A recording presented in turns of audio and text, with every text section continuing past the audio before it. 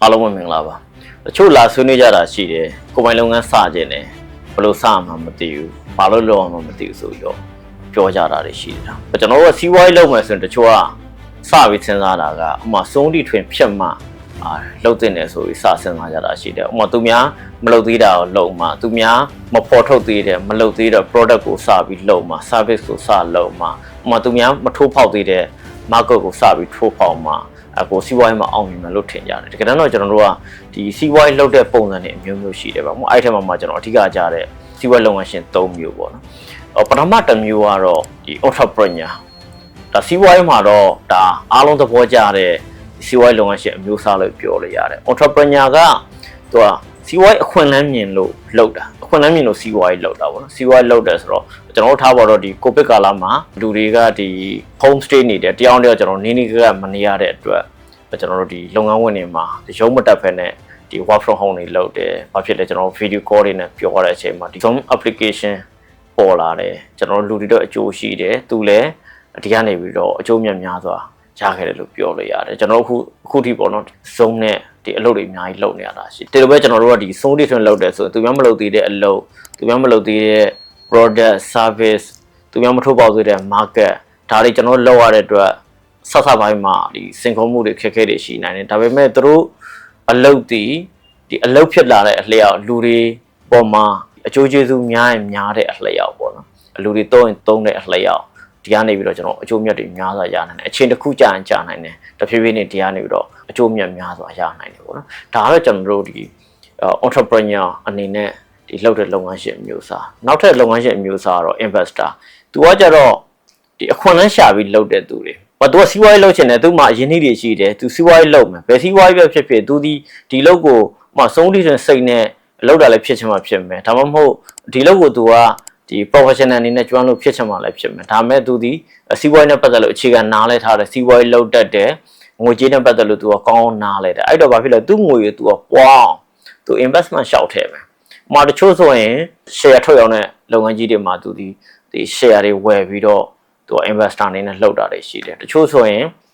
ကျွန်တော်တို့ဒီလုပ်ငန်းသေးသေးလေးတွေမှာဒီ startup တွေမှာလိုက်ပြီးတော့ investment ထည့်တယ်ထားပါတော့ဒီ angel investor တို့ပါတို့နောက်တချို့ဆိုရင်ဒါဒီနောက်ပိုင်းကျွန်တော်တို့ဒီ serial investor တွေလည်းရှိတယ်လုပ်ငန်းတစ်ခုပြီးတစ်ခုအရင်းနှီးတွေလိုက်ထည့်တယ်ဒီလုပ်ငန်းကသူကအ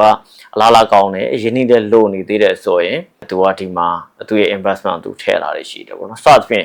သူဒီလုပ်ငန်းကိုရှစ်လို့ဒီလုပ်ကိုသူကတအားသဘောကျလို့လှုပ်တာမျိုးဖြစ်ချင်မှဖြစ်မယ်စီးပွားရေးအခွင့်အလမ်းရှိနေသူလှုပ်လိုက်တယ်အဓိကသူတို့က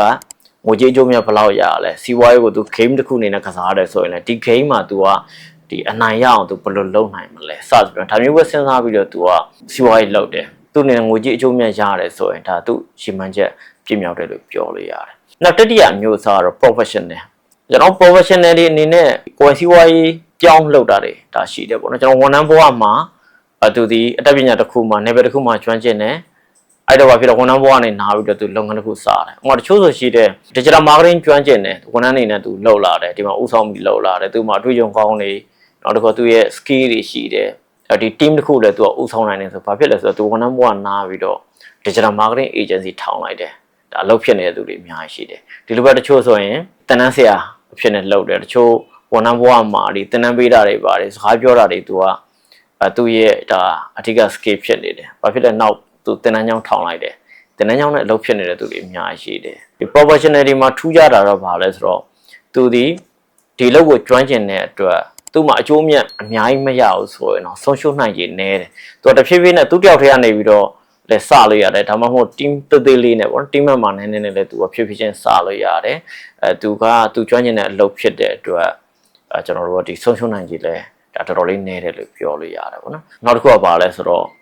့ဒီလုပ်ကိုသူကကျွမ်းကျင်သလိုဒီလုပ်ကိုသူကတကယ်ချက်တဲ့စိတ်နဲ့ပေါ့နော်သူ့ရဲ့လုပ်ကိုသူကဒီအားသာချက်တဲ့မဟုတ်ဘူးနော်ဝါသနာနဲ့ဒီချက်တဲ့စိတ်နဲ့သူကဒီလှုပ်နေဒီလှုပ်ထဲမှာသူကလှုပ်နေရင်ပျော်တာမျိုးပေါ့နော်သူကြိုက်တဲ့လုပ်ကိုလော်ရင်းနဲ့တစ်ဖက်မှာလည်းကျွန်တော်တို့စီးပွားရှာနေပေါ့နော်ဒီလိုတိဆောက်တဲ့လူတွေလို့ပြောလို့ရဒါကြောင့်မို့ကျွန်တော်တို့ကစီးပွားရေးလုပ်ငန်းရှင်အမျိုးအစားဒါများစွာရှိတဲ့အထက်ကဒါအခြေခံအဖြစ်တော့ဒီ၃မျိုးပေါ့နော် entrepreneur ရှိတယ် investor ရှိတယ်နောက် professional ရှိတယ်ကိုအနေနဲ့ကျွန်တော်တို့ကဒီဘယ်လိုစီးပွားရေးလုပ်ငန်းရှင်မျိုးလုပ်လို့ရလဲကိုလုပ်လို့ရတဲ့ပုံစံတွေကျွန်တော်တို့အများကြီးရှိတယ်ဒါကြောင့်မို့ကျွန်တော်တို့ကိုယ်ပိုင်စီးပွားရေးလုပ်ငန်းတစ်ခုစတင်နေဆိုရင် ဒီ perfect ဖြစ်တဲ့အခြေအနေကိုစောင့်နေတာထက်ကိုမှရှိတဲ့အခြေအနေနဲ့စဖို့နောက်တစ်ခုက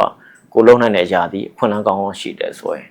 ဒါစလို့ရတယ်လို့ပြောလို့ရပါတယ်တိုးတက်ငွေချင်းနဲ့ CY ဆိုင်ဗီဒီယိုတွေပုံမှန်ကြည့်ရှုနားဆင်နေတယ်ဆိုရင်တော့ channel လေး subscribe လုပ်ထားလို့ရပါတယ်အားလုံးကျေးဇူးတင်ပါတယ်